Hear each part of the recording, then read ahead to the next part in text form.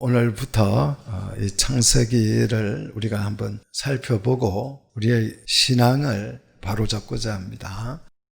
창세기의 이 중요성은 정말 아무리 강조를 해도 부족합니다. 왜냐하면 이 창세기는 성경을 이해하는 첫걸음이에요. 성경을 이해할 수 있는 첫 열쇠, 첫걸음. 여기에서 잘못되면요, 성경이 완전히 엉터리가 되는 거예요. 신앙이 완전히 엉터리가 되는 것입니다. 이단이 되고 정말 몹쓸 종교가 되어버려요. 다 어디에서 문제가 생기냐면 이 창세기에서 출발을 잘못하기 때문에 교회가 문제가 생기는 것입니다. 여러분, 이단들, 신천지 이런 것들 보면 다 이 성경을 잘못 이해하는 데서 생겨나는 그런 오류들이에요. 그래서 이 성경을 바르게 가르치면 여러분이 미치지를 않아요. 근데 성경을 잘못 가르치면 미쳐버려요. 그래가지고 그게 빠져가지고 부모도 없고 하나님도 없고 나중 가면 이제 성경의 권위도 없어져 버려요. 오직 그 교주의 권위만 크게 맹신해버려요. 창세기를 이해하는 것은 굉장히 중요합니다. 그래서 창세기를 여러분에게 소개할 텐데 이 강의에 좀 적극적인 마음을 가지고 관심을 가지고 내가 성경을 좀 제대로 한번 배워봐야 되겠다, 이해해봐야 되겠다. 이왕 주일날 우리가 성경을 배우는 이 시간 내가 정말 최대한 좀 노력을 해서 정말 하나님의 말씀을 내가 제대로 좀 이해하고 배워봐야 되겠다. 그런 관심이 여러분 속에 일어나야 돼요. 그래서 조금이라도 창세기를 더 이해하기 위해서 여러분의 노력도 필요한 것이에요. 제가 아무리 잘해도 여러분이 노력하지 않으면 별로 의미가 없습니다. 정말 이 창세기 말씀에 여러분이 깊은 관심을 가지고 정말 사모해서 빠져먹지 말고 잘 배우셔서 성숙한 그런 믿음을 갖게 되기를 축복합니다. 저는 마음속에 늘 안타까운 것이 뭐냐면 많은 그리스도인들이 성경을 모른 채 예수를 믿고 있다는 거. 정말 그거는 너무 안타까워요. 예수라고 하는 이름은 어디서 알아가지고 배웠는데요, 성경을 모르고 예수를 믿어요. 성경을 단 한 번도 읽지도 않고 예수 믿는다 소리를 그냥 해요. 그 세뇌당해서 그런 거예요. 훈련받아서 그런 거예요.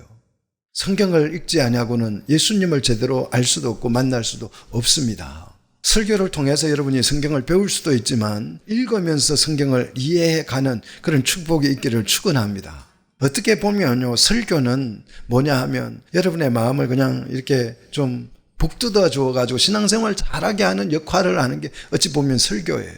그래서 기도하지 않는 사람에게 기도 좀 해라, 이런 그냥 웅변 같은 거잖아요. 성경을 이해하려면 성경을 들여다봐야 될 줄로 믿습니다. 그래서 여러분이 이번에 관심 가지고 한번 창세기를 그냥 열심히, 제가 아는 목사님들 보고 항상 이야기할 때 성경을 수능처럼 공부하십시오, 이런 말을 합니다. 수능처럼 공부하십시오. 성경을 그렇게 정말 열정을 가지고 배워야 돼요. 그래야 해야 성경을 이해할 수 있는 것입니다. 우리가 부족하고 연약한 이 지혜로, 하나님의 지혜로 쓰여진 이 성경을 이해하기는 턱없이 부족해요. 그래서 성령의 도우심을 받는 것입니다. 성령의 조명을 받는 것이에요. 그래서 기도해야 되는 것입니다. 성령의 조명 받으려면 기도해야지요. 그래야 성령이 조명해 줄 거 아니에요. 기도를 그냥 폼으로 하나님이 하라고 하는 것 아닙니다. 맨날 밥 달라 떡 달라 이거 하라고 기도 준 거 아니에요. 하나님의 말씀을 이해하고 하나님의 뜻을 이해하고 하나님의 목적을 이해해서 하나님께서 궁극적으로 우리를 향하여서 하고자 하는 그 일을 찾아내고 발견해내는 것, 말씀을 통해서 발견해내는 이 모든 과정들을 제대로 하기 위해서 하나님께서 우리에게 기도의 능력을 주신 줄 믿습니다. 그래서 창세기 강해에 대해서 여러분이 기도하십시오. 하나님, 창세기를 제대로 이해할 수 있도록 나에게 지혜와 총명을 더하여 주옵소서. 정말 간절한 절박한 마음으로 기도하셔서 이 창세기를 통해서 여러분의 믿음이 정말 한 단계 더 성장하는 그런 복된 역사가 일어나기를 축복합니다. 자, 창세기의 첫 번째 그 중요성은 뭐냐 하면 기원을 아는 것이 중요하기 때문에 창세기가 중요하다는 거예요. 모든 학문이나 모든 역사나 이런 것은 다 기원을 가지고 있습니다. 그래서 창세기는 앞에도 말씀을 드렸지만 성경의 시작이에요. 계시 말씀의 기원이 되는 책이 바로 이 창세기입니다. 그 다음 창세기는 하나님의 사역의 시작이에요. 하나님이 일하신 것이 물론 우주 만물을 창조하기 전에 하나님이 일을 하셨겠지만 우리 인간과 관련된 이 사역의 시작은 바로 이 창세기에서 출발을 하고 있고, 이 창세기에서 피조물의 기원이 소개되고 있어요. 그리고 창세기는 인간 역사의 시작이에요. 인간의 역사는 바로 이 창세기에서부터 출발을 합니다. 모든 민족의 기원이 이 창세기에서 출발을 해요. 그래서 창세기는 기원을 알려주는 시작의 책입니다. 하늘과 땅이 시작이 되는 것을 알려주고, 빛과 어둠이 시작된 시점을 우리에게 알려주고 있고, 인류의 시작을 알려주고 있고, 더더욱 복음의 시작도 이 창세기에서 우리에게 소개해주고 있습니다. 이뿐만 아니라 제약의 시작도 창세기에 소개가 되고 있어요.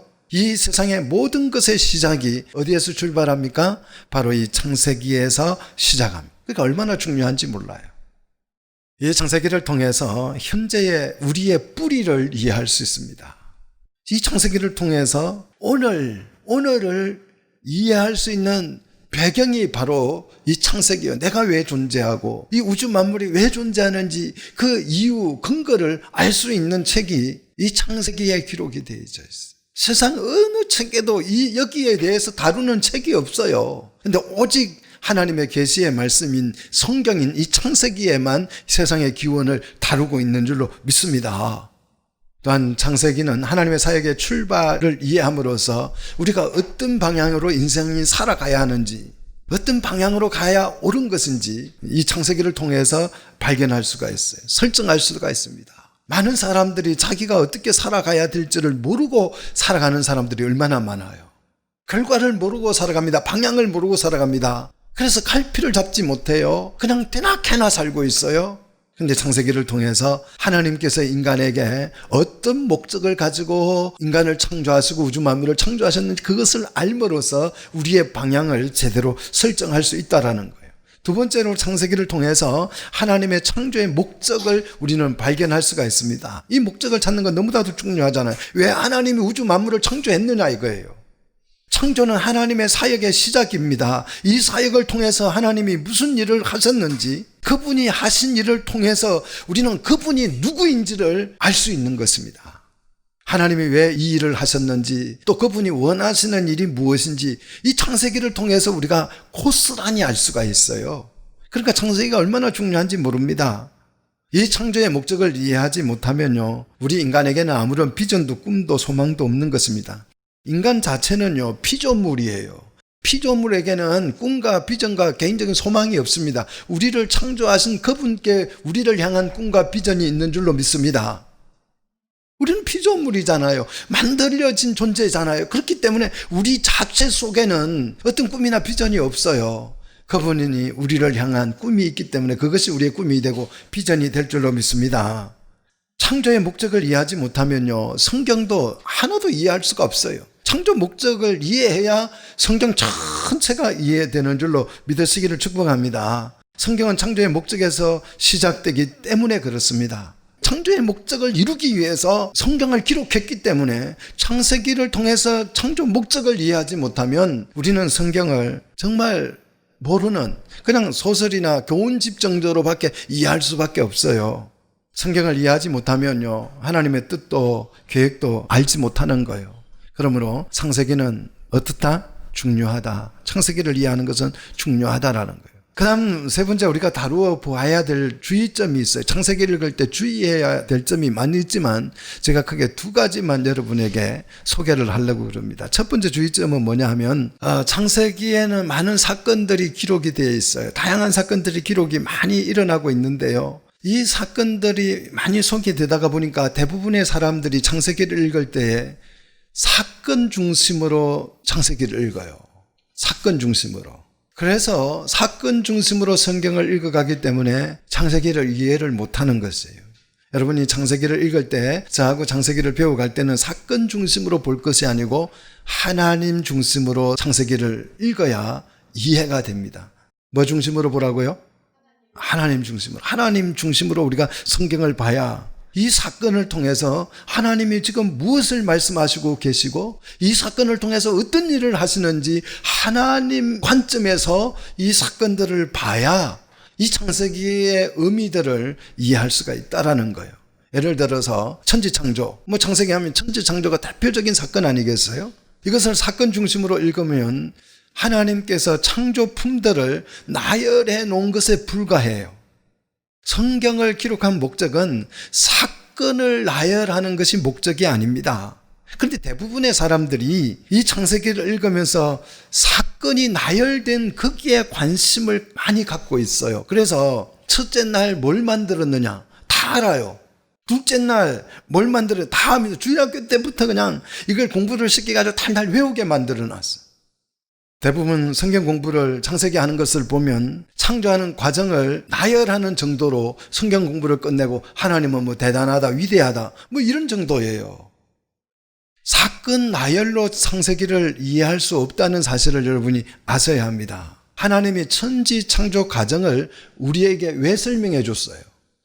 여러분, 왜 하나님께서 이 창조의 과정을 우리에게 소개했다라고 생각하십니까?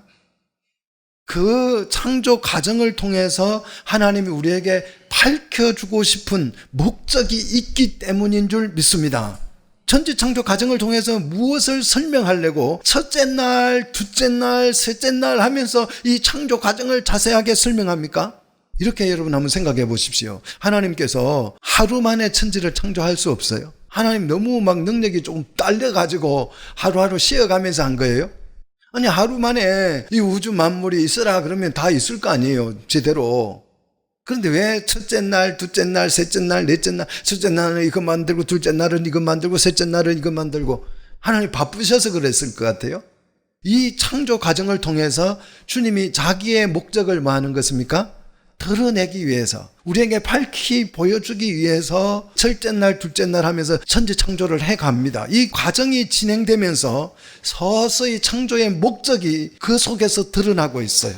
여러분, 이 목적이 창세기를 배우는 동안 발견되어지는 큰 축복이 있기를 축원합니다. 하루하루 창조 사역이 진행되어 가면서 창조 목적이 아주 선명하게 드러날 것이에요. 이제 다음 시간에 우리가 배울 때에 자세히 여러분에게 그것을 소개해 드리도록 하겠습니다. 천지 창조 과정을 통해서 우리가 발견해야 될 중요한 것은 바로 하나님의 계획과 목적, 이걸 발견하는 거예요. 창세기를 우리가 배우면서 이 목적, 하나님의 이 계획, 이걸 우리가 찾아야 됩니다. 창조의 계획과 목적을 발견하기 위해서 우리는 성경을 창세기를 어떻게 읽어야 된다고요? 사건 중심이 아니라 하나님 중심으로 이 사건을 들여다봐야 창세기가 이해된다라는 거예요. 그 목적과 계획을 우리가 발견할 수 있다라는 거예요. 이것이 첫 번째 창세기를 읽을 때 주의해야 될 점입니다. 두 번째 주의해야 될 점은 뭐냐면요, 어떤 사람들은 이 창세기를, 특히 이 천지 창조 사건을 과학적으로 규명하려고 하는 그런 태도를 가지고 성경을 읽어요. 여러분, 이 창세기를 읽을 때 천지 창조 사건을 볼 때에 과학적으로 규명하려고 하는 태도를 여러분 갖지 않기를 바랍니다. 과학적으로 규명해 보는 것, 천지 창조를 과학적으로 조명해 보는 것, 썩 나쁘지는 않은 일이에요. 나름 은혜가 있을 수 있습니다. 하지만 그것은 무모한 일입니다. 왜냐하면 창세기는 과학적 증명을 목적으로 기록한 책이 아니기 때문이에요. 창세기는 여러분 과학 교과서가 아닙니다. 하나님의 창조의 목적을 설명하려고 기록한 책입니다. 믿습니까? 그러니까 과학적으로 천지 창조가 어떻게 이루어진 것인지 그걸 여러분 밝히려고 할 필요가 없다라는 거예요. 목적이 달라요. 과학적 증명을 목적으로 창세기를 읽는다면 이 창세기를 기록한 목적과 너무 거리가 멀어져요. 그래서 납득도 안 되고 이해도 할 수 없는 결과를 초래하게 됩니다. 또한 천지 창조는 과학적 원리로 창조된 것이 아니라 어떤 원리로 창조됐습니까? 하나님의 창조의 원리, 말씀의 원리를 따라서 우주 만물이 창조된 줄로 믿습니다. 하나님은 과학적 방식으로 천지를 창조하지 않았어요. 뭘로 창조했습니까?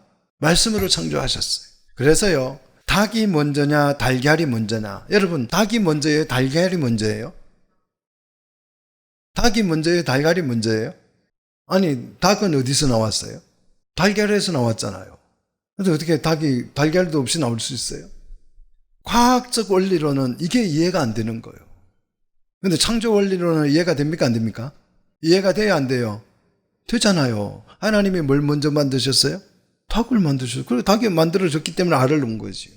천지창조를 과학적 원리로 이해하려는 시도는 따라합시다. 무모하다. 무모한 것이. 오히려 하나님의 창조의 원리를 근거로 해서 과학적 법칙이 만들어진 것이에요. 믿습니까? 하나님이 창조한 이 원리를 따라서 이걸 근거로, 이걸 바탕으로, 이걸 배경으로 뭐가 세워진 것입니까? 과학 이론이 세워진 거예요. 그것도 어디에서만요? 이 대기권 안에서만. 과학적 원리는 우리가 알고 있는 모든 과학적 근거나 원리는 어디에서만 통해요? 지구에서만 통해요. 당장 여러분의 몸무게 과학적이지요? 55kg 표준 사이즈. 이게 굉장히 과학적이고 정확한 거잖아요. 근데 이 우리 몸무게는 어디에서 55kg예요? 이 지구에서만 그래요. 당장 달에 가면 몸무게가 달라져요. 키도 달라져요. 다 달라집니다. 그러니까 과학적 원리를 근거로 해서 창조 원리를 이해하려고 하는 것은 정말 무모하고 어리석은 것이에요. 창조 원리를 근거로 해서 과학적 원리가 세워진 것입니다. 창조 원리를 바탕으로 해서 과학적 법칙이 생겨난 거예요. 그런데 과학적 법칙으로 창조 원리를 증명하려고 한다면 이것은 정말 어리석은 일이잖아요. 하나님이 말씀으로 닭을 창조하셨기 때문에 달걀이 생긴 것입니다. 창조 원리로 과학적 법칙은 설명이 되지만 과학적 원리로 창조 원리를 설명할 수는 없어요. 과학적 법칙보다 창조 원리가 우선이에요. 먼저 된 것, 더 근본적인 것입니다. 그러므로 창조 원리를 이해하면 과학 법칙이 보일 수 있습니다. 과학 법칙이란 창조 원리를 발견한 것일 뿐이에요. 믿습니까?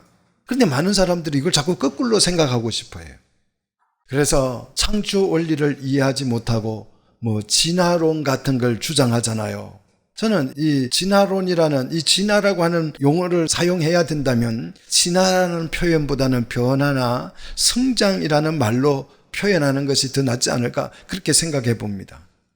진화론으로 하나님의 창조 원리를 설명할 수 있습니까? 제가 언젠가 한번 창조론이라는 말을 쓰면 안 된다 그런 얘기를 했어요. 왜요? 창조는 론이 아니고 뭡니까? 사건이에요. 믿습니까? 역사예요. 근데 이걸 론으로 만들면 안 돼요. 근데 기독교인들이 창조론 하는데 창조론이 아니에요. 이론이 아닙니다. 실제 사건입니다. 믿습니까? 진화론으로 어떻게 창조 사건을 설명할 수 있어요? 불가능합니다. 진화론에서는요, 유인원 원숭이가 사람으로 진화됐다고 주장을 합니다. 여러분 어때요? 유인원 원숭이를 보고 있으면 정말 그 말이 맞을 것 같다는 생각이 안 듭니까? 원숭이가 하는 걸 보면 꼭 뭐 같아요? 사람 같아요. 하는 그 행위 자체가 꼭 사람처럼 해요. 그래서 아주 정말 그럴싸해 보입니다. 사람이 뭐예요? 진화론에서 사람은 뭡니까? 사람과에 속하는 한 종에 불과한 것입니다. 그럼 사람과는 뭐가 있어요? 침팬지가 있고 고릴라가 있잖아요. 대표적으로 침팬지, 고릴라가 있어요. 그리고 인간이 있습니다. 사람과에는 침팬지, 고릴라, 그 다음에 인간이 있어요. 한번 이 세 개를 놓고 한번 보십시오. 인간이 월등하지요? 침팬지나 고릴라보다 월등하잖아요. 그러니까 이 유인원 원숭이에서 사람이 이렇게 진화돼서 월등한 인간이 나왔다. 그럴싸해요. 정말 그럴싸해 보입니다. 또 어떤 거는 진화해서 침팬지가 되고 어떤 것은 고릴라가 됐다. 그럴싸해요. 이 사람과 침팬지의 이 능력이 월등하니까, 유인원 원숭이와 인간의 능력이 월등하니까 진화됐다. 얼마든지 말할 수 있어요. 그렇게 주장할 수도 있는 거예요. 비슷해 보이니까.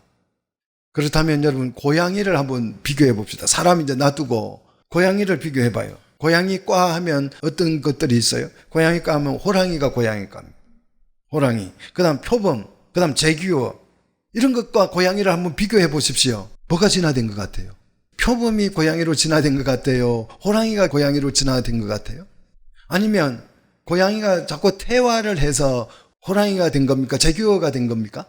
비슷해 보여요. 고양이과 동물들은 능력이 다 비슷해 보여요. 물론 호랑이가 힘이 세지요. 고양이보다는. 그러면 힘센 걸로 따지면 고양이가 진화를 해서 호랑이로 힘 세졌다. 그렇게 생각해야 되는 것입니까? 객과는 어때요?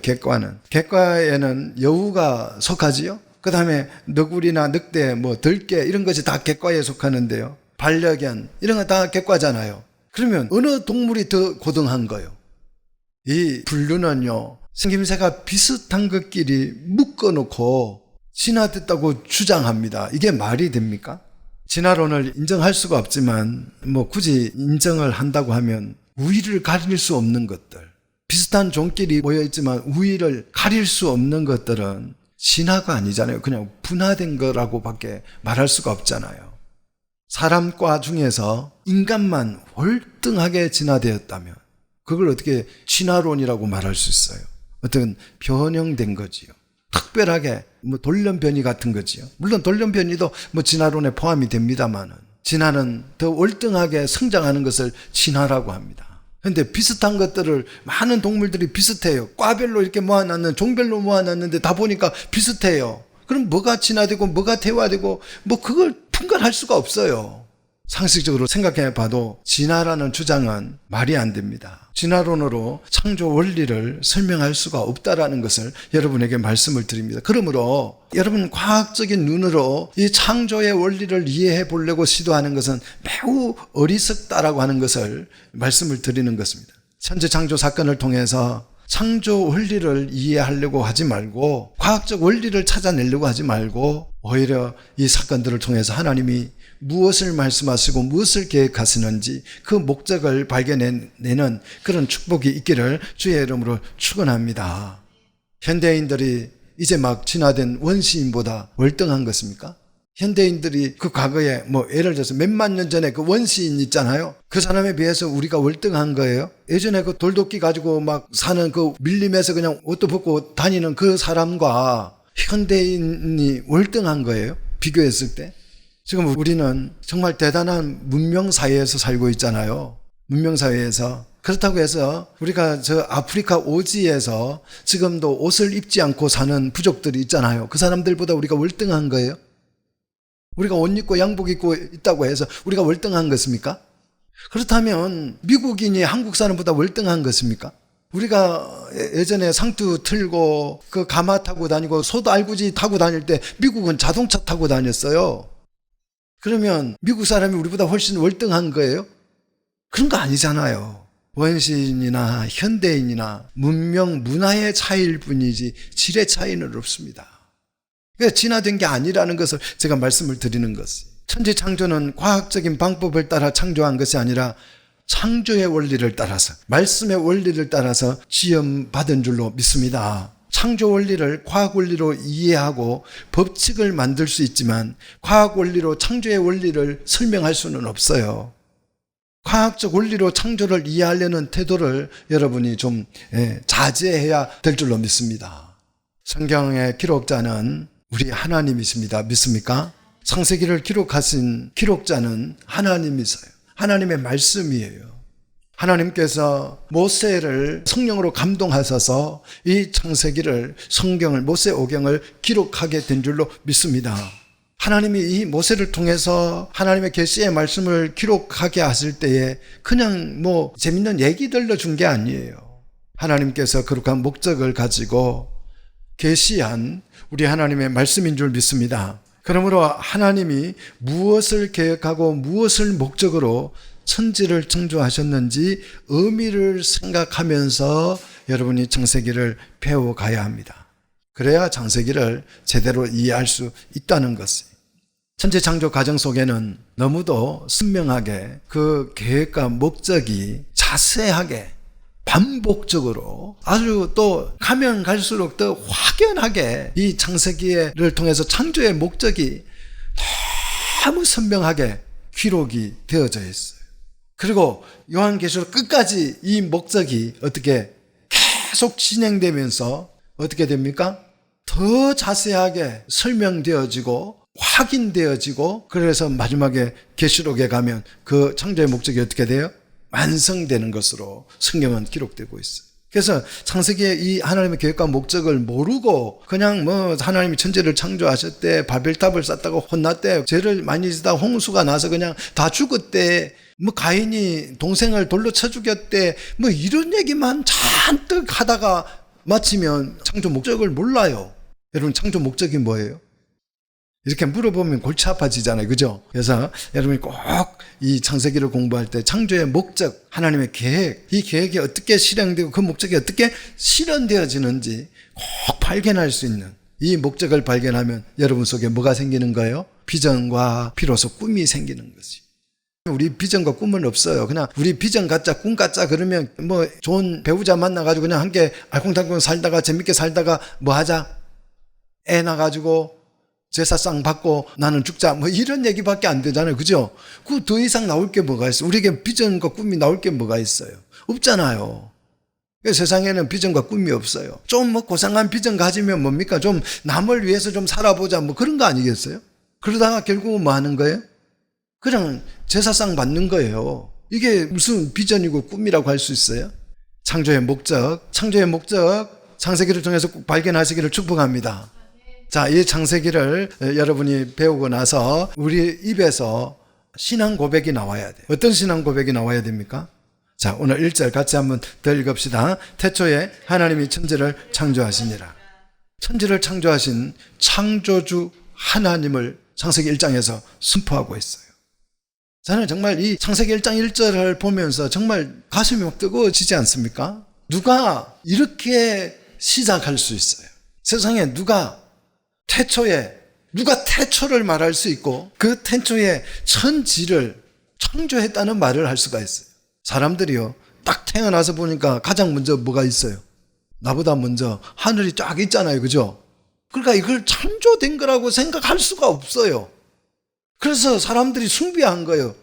태양이 만들어지는 것을 봐야 이게 만들어졌구나 하는 것을 알 수가 있는데 태어나서 하늘을 쳐다보니까 아주 강명한 태양이 쫙 비추고 있어요. 그러니까 저거는 원래부터 있던 것, 사람들은 그리 인식을 해요. 그래서 숭배하는 거잖아요. 그죠? 그래서 숭배했다니까요. 그런데 창세기 1장 1절을 보십시오. 태초에 하나님이 하늘과 땅을 뭐 하셨다? 창조하셨다. 내가 태어나서 보니까 땅이 있어요. 그러니까 원래 있는 거예요. 이게 그래서 사람들은 자연 그러잖아요. 자연이다. 스스로 있었다. 내가 못 봤으니까 그렇게밖에 생각할 수 없어요. 그런데 창세기 1장 1절을 탁 여니까 사람들이 그런 걸 생각도 못할 때 뭐라고 기록하고 있어요? 태초에 하나님이 천지를 창조하셨다. 딱 선언을 하고 있어요.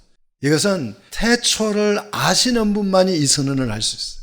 하늘이 원래부터 있는 것으로 생각되는 사람은 뭐 창조 이런 걸 꿈에도 생각할 수 없는 거예요. 꿈도 꿀 수 없는 얘기예요. 그렇지만 하나님이 천지를 창조하셨기 때문에 이렇게 말씀할 수 있는 줄로 믿습니다.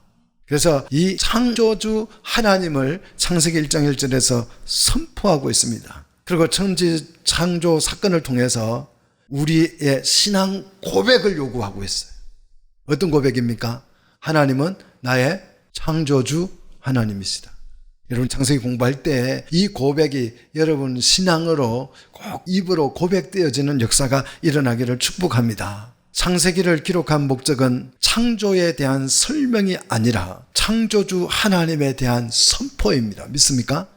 하나님께서 창조의 원리를 여러분에게 설명해 주려고, 우리에게 인간에게 설명해 주려고 첫째 날, 둘째 날 이걸 기록한 게 아니에요. 첫째 날 뭐 만들고 둘째 날 뭐 이거 나열한 거 아닙니다. 뭐 설명하려고? 창조의 목적을 설명하려고 이렇게 첫째 날, 둘째 날, 셋째 날, 그래서 일곱째 날까지를 하는 거예요. 왜 일주일이에요? 그냥 3일만으로 단축해서 만들지. 아니면 하루 만에, 1시간 만에, 아니 0.1초 만에 그냥 뻥튀기처럼 뻥 튀어서 이 우주 만물이 생기면 되는데 왜 이 과정을 여러분에게, 우리에게 소개합니까? 뭘 설명하려고요? 창조 원리를 설명하는 것이 아니고 창조의 목적을 소개하려고. 하나님께서 창조의 원리를 소개해 주면 여러분, 와, 하나님께서 이런 원리를 따라 창조하셨구나 이해할 수 있어요? 고등학교 수학책 갖다 주면 풀 사람 아무도 없어요. 여기 우리 이상호 집사님 빼고 못 푼다니까요. 그것도 이해를 못 하는데 어떻게 하나님이 천지 창조한 내용 원리를 여러분에게 말해주면 이해되겠어요? 우리는 죽었다 깨나도 이해를 못 합니다. 자기 마음도 이해를 못 하는데 어떻게 그걸 이해하겠어요? 창세기 기록은 원리, 창조 원리를 기록한 것이 아니고 뭘 기록한 것입니까? 창조의 목적을 기록한 것이에요. 창조는 하나님만이 창조주이심을 선포하는 사건이에요. 그래서 여러분을 통해서, 우리의 입술을 통해서 하나님이 받고자 하는 것이 뭡니까? 창조주에 대한 신앙 고백입니다. 이 고백이 창세기를 배우는 동안 끊임없이 날마다 일어나기를 주의 이름으로 축복합니다. 서로는 이만큼 하겠습니다. 기도하겠습니다.